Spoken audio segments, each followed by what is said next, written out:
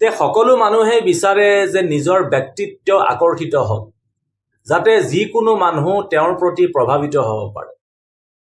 কিন্তু আপুনি বাৰু জানেনে যে আপোনাৰ ব্যক্তিত্ব আকৰ্ষিত হয় নে নহয়? তে এইটো ভিডিঅ'ত আপোনালোকক ক'বলৈ গৈ আছোঁ 3টা এনেকুৱা সংকেত যাৰ দ্বাৰা আপুনি গম পাব যে আপোনাৰ ব্যক্তিত্ব আকৰ্ষিত হয় নে নহয়।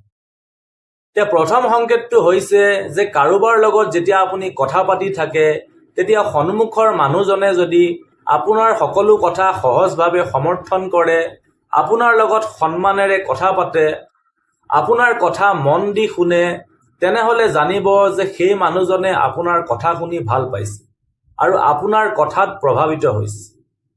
অৰ্থাৎ আপোনাৰ ব্যক্তিত্বই সেই মানুহজনক আকৰ্ষিত কৰিছে।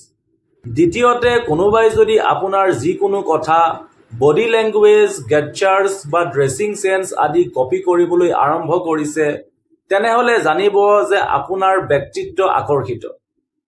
তৃতীয়তে, মানুহে যদি আপোনাৰ লগত ফ্ৰীলি কথা পাতে, কোনো সংকোচ অনুভৱ নকৰে, তেনেহ'লে আপুনি এজন এট্ৰেক্টিভ পাৰ্চন হয়। কাৰণ মানুহে আপোনাৰ ওচৰত এটা কনফিডেন্স পায় বা আপোনাৰ পৰা এটা পজিটিভ ভাইবছ পায়। সেইবাবে আপোনাৰ লগত ফ্ৰীলি কথা পাতে কোনো সংকোচ নোহোৱাকৈ। কাৰণ এইখিনি কোৱালিটি কোনো সাধাৰণ মানুহৰ লগত নাথাকে। এজন আকৰ্ষক ব্যক্তিত্বৰ মানুহৰ ভিতৰতহে এইখিনি কোৱালিটি থাকে।